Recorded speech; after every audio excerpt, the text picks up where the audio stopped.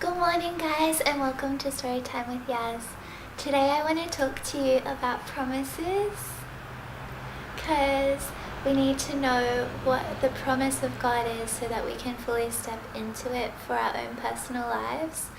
It's just been something that God's been really working in me personally for the last couple of weeks I think, and I think it's really important that we know what the promise is so we can honor the promise and therefore honor God, so that as we're walking into our future, we know what He's already planned for us in a way, but then He's going to do with that little plan more than you could ever ask, hope, dream or imagine, which is Ephesians 3:20, which is my verse for next year in case you were wondering. And yeah, I just feel like this season is a season where a lot of people's promises are being tested, and so I really wanted to kind of knuckle in on that because I think it's really important. For me, I think the paramount thing that I did to learn what God's promises were first was allow myself to understand the prophetic. So in that, I personally had a couple of really deep encounters with God over a series of a couple of years that really showed me and gave me convictions for what my future looks like.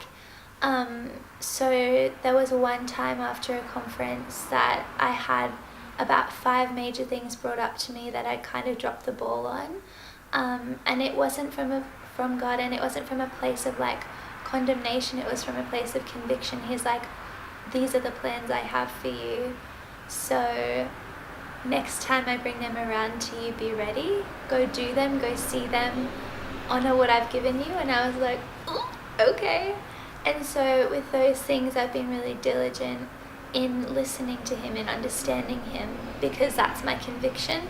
I didn't actually realize or understand that I was prophetic for the longest time. So Aaron and Becky, our old creative pastors, used to always, like, every time they saw me, be like, Yazzie, you're so prophetic, Yazzie, you're so prophetic. And I was like, you guys are joking, like, that's a funny joke, like, haha, guys, stop it. But I didn't realize that what they were actually doing was prophesying over me the fact that this would be a real strength in my life. So when I finally went to LA the first time, kind of had it unpacked for me in a preach that Jeremy Johnson did, and then came back and started researching all this stuff. Actually stumbled across a Steph Gretzinger video where she was preaching at a prophetic conference in like Canada, I think. And one of the first things that I really took note of that she said was, once a prophet sees, they can't unsee. Once a prophet hears, they can't unhear. And once God's shown them something, they can't live their life like they haven't seen it. And I realized in that moment, like, how deeply profound the prophetic was. And then I, like, coupling that with what I'd learned from this Jeremy Johnson preach, I actually was able to, like, look at my entire life and realize even more promises that God had over my life. So instead of, like, sitting here and being like, oh, like, I don't really understand what God's doing, I can sit here and be like, I might not understand, but I know that these promises, like 1, 2, 3, 4, 5, and I know that I can live my life by these promises.